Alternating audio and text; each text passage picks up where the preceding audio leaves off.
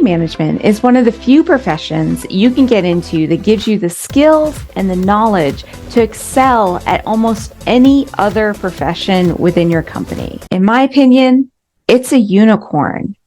Not that many people know about this as a profession. Think about it. How many people have you told that you work in safety and then you have to explain what you do? You don't need any special training or skills. Most people learn it on the go. They teach themselves, and most people are promoted into it. And you can make a 6+ figure income without a college degree. And it also gives you the skills to move laterally within your company or into other departments. So if you're just getting started in this role, you have found a unicorn, my friend. Let me show you why. But first, if you are new around here, my name is Bri Sargent. I am a CSP and a 25-year plus safety professional.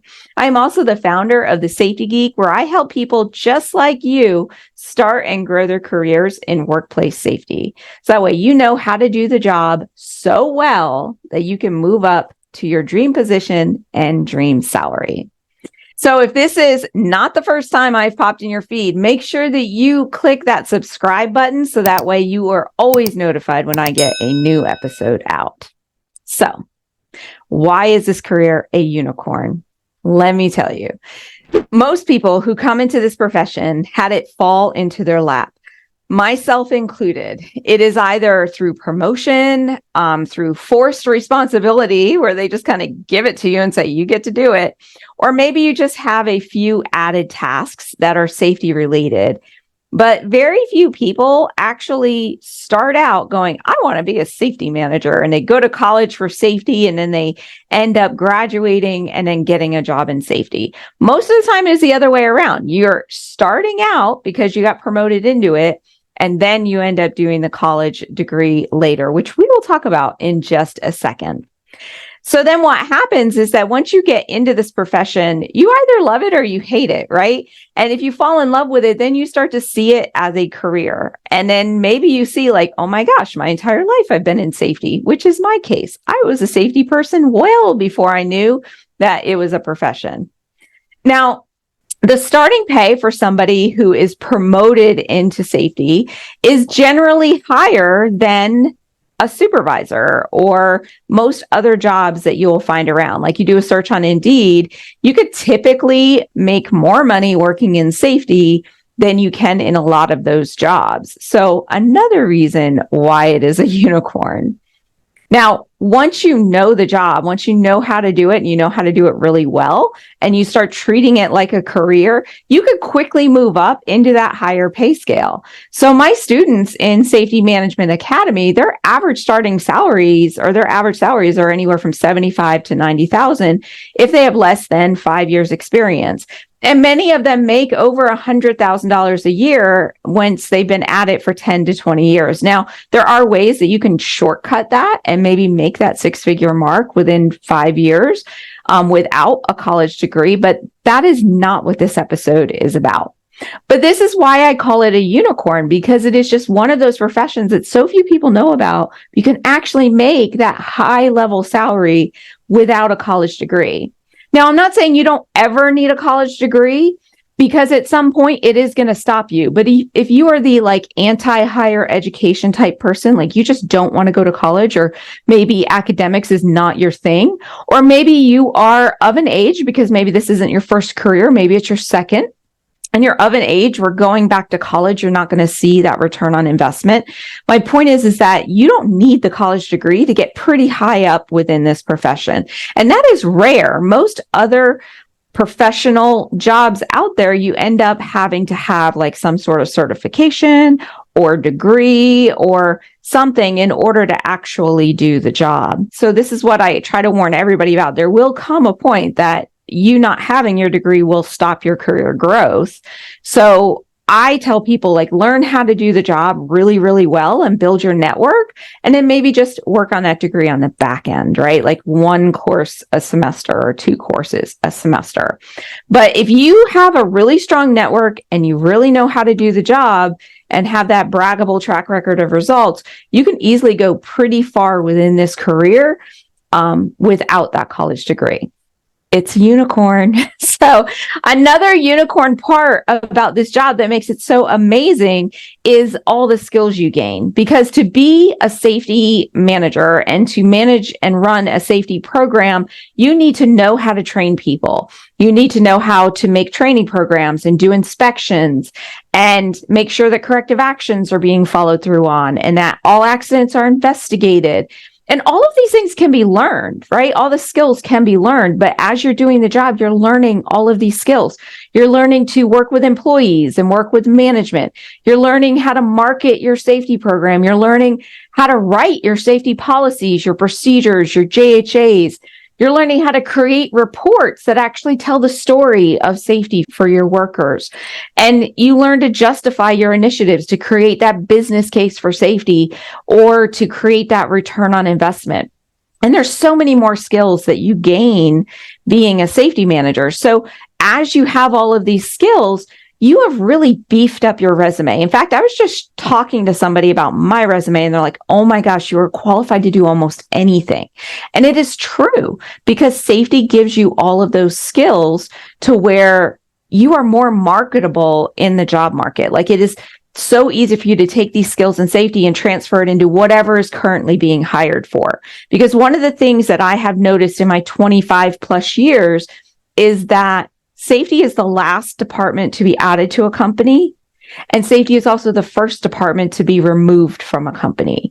So once they see that they're having safety issues and a lot of claims and injuries, they'll hire the safety person. But when money gets tight and the economy is bad or anything like that, safety is one of the first positions that they will let go of the management team as well. So it's really important for you to build up the skills so that way, if you ever find yourself in that position, you can easily move into another safety job, yes, but maybe something else that is more lucrative or maybe fits your personality, your environment where you live better, right?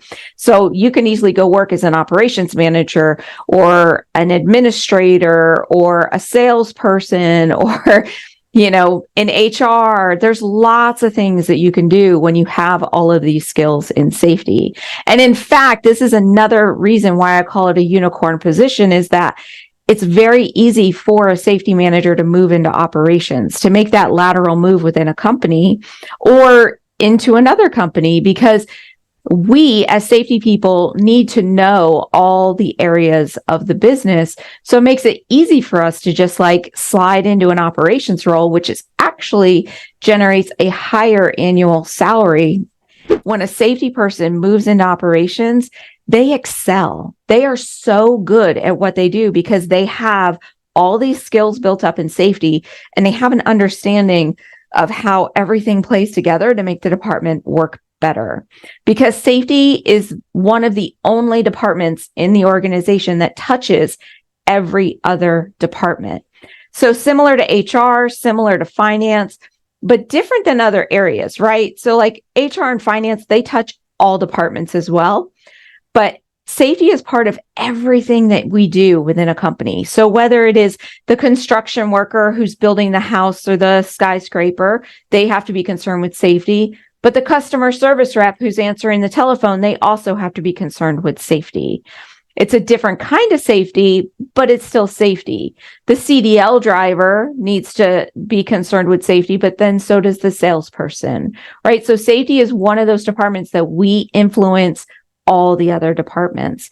So this gives you a keen understanding of the overall business and how all the pieces work together. I kind of like picture it as gears moving, right? And that the operations team sees their piece and the quality people see their piece and the distribution people see their piece. And yeah, the CEO sees all of it and the salespeople, they see the products, right?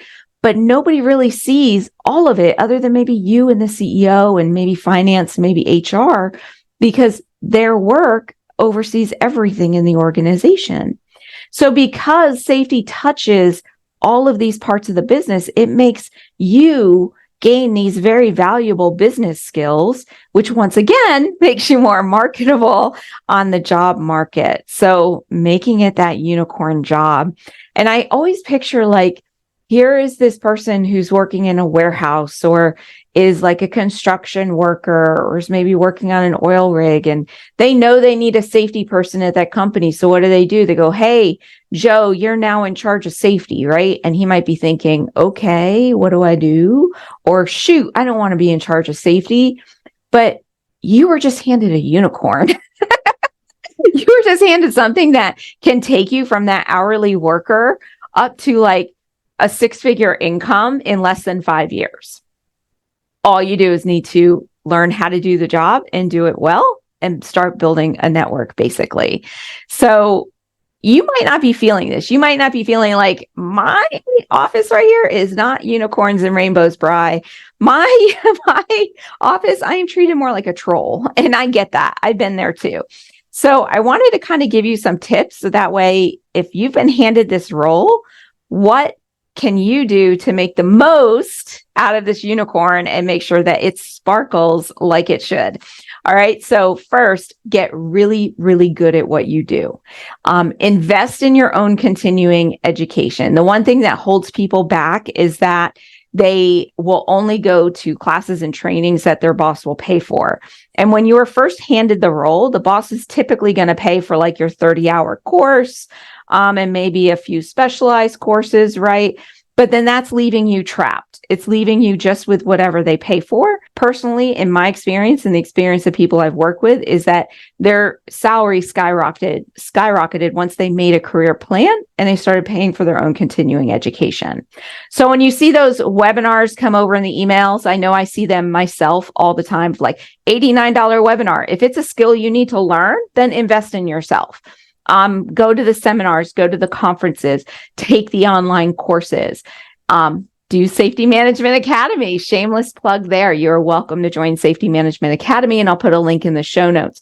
But really get good at the job. The whole idea is to really know your stuff, so that way you are more valuable in that job market. Number 2 is building up a braggable track record of results. So you want to make sure that with everything you're doing in safety, you're collecting what the benchmark was. Where were you in this area? Like, what were the accident rates? What were the injury rates? What was the compliance rates? What were the costs before you made a change? And what was it afterwards? So that way you can then go to your boss for a raise and say, look at all this money I've saved you, or go to another company and be interviewed and say, this is everything I've done for another company and I can now do it for your company. And third, I would say don't stay in your lane. So a lot of people in safety, they just feel like, my job is safety. I'm just staying in safety. I'm not going to mess with quality. I'm not going to mess with operations. I'm not going to mess with whatever.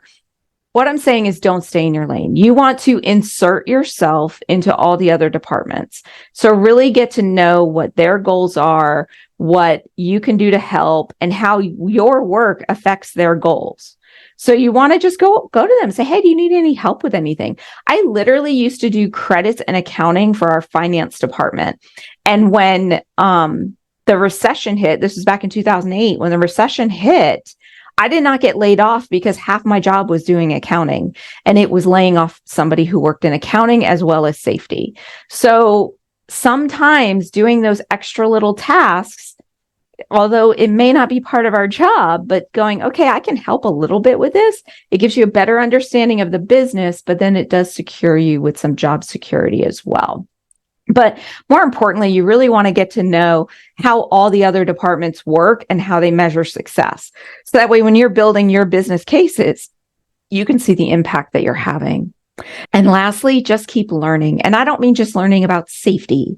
Learn about communication, learn about negotiations, learn about leadership, learn about coaching, learn about everything you can that would make you a well-rounded manager and executive, because that's where you want to get to in the future. That's where this career can take you. But if you just sit back and you're just waiting for somebody to say, hey, I'll pay for you to take a communications course, you're never going to get there. So plan your continuing education, know where your skills are lacking, and then make sure you're learning on those skills. It could be buying a book at the library and reading about it. It could be taking online courses. It could be like, hey, I'm going to invest, $100 a month into my continuing education. Because in the long run, it will pay off for you in troves. All right. So that's what I have for you guys this week. I do want to end with one little piece of advice, which to me is the most important piece that I wish I could convey to everybody. And when I talk to people, I just want to sometimes shake them and be like, it's time for you to go. But the most important thing I want you to consider is that, and if you truly want to move up in your career, if you are not in your dream job right now, if you are not you don't go into the office thrilled to go into the office. And if you're still thinking you're underpaid, or you're just like, they don't treat me right, I don't get the support that I need, unless you are in your dream job, then, and you want to move up in your career, then what I want to share with you is that you don't stay with one employer for too long. That company who promoted you into safety, you might think that you owe them something, that you have some loyalty to them because they gave you this safety job and handed you this unicorn. You might for a couple of years, 2 to 3 years, right? Oh, actually, I say 3 to 5. So 3 to 5 years, you stay at one company and then you move on, because that company who actually, because they promoted you into it, they were cheaping out, right? Because to hire somebody from the outside and bring them in would have cost them 90,000 plus. They cheaped out by promoting you into it, right? They're never going to pay you what you're worth because they didn't value the position to begin with. So it's always going to be a fight to get them to value that position. So learn what you can from the company you're at, get everything you can out of it. And after 3 years, start looking for a new company to work for. And you do this over and over again, because when you make those jumps, it gives you an increase in your salary. So, waiting around for that salary growth or them to finally recognize you or to give you that promotion, it's called sunk cost. Like you feel like, well, I've been here for so long, they're eventually going to give it to me. That's not necessarily the case. In fact, in my experience, I have seen them hire from the outside over and over again over promoting internally when there is an issue. So when you are making that change, let's say it's been 3 years and you're going to go out and you're going to go into the job market, I want you to stretch yourself and start learning, maybe apply for things that aren't necessarily in the same industry. So you might go into a different industry or learn something new or anything like that. So that way your resume, think about it 5 years from now, your resume doesn't just have one company in one industry. 5 years from now, it might have 2 companies in 2 different industries. And the next employer looks at it as like, oh, this is a really, built up resume. They got experience all over the place. They're valuable for me to have. And it allows you to make that next jump. So anyway, welcome to this unicorn of a profession. I know we're happy to have you. I love it. I've been doing it, since I was 20 something, too long. But I hope this helps you. And if you have any questions, pop them in the comments and I will see you in the next one. Bye for now.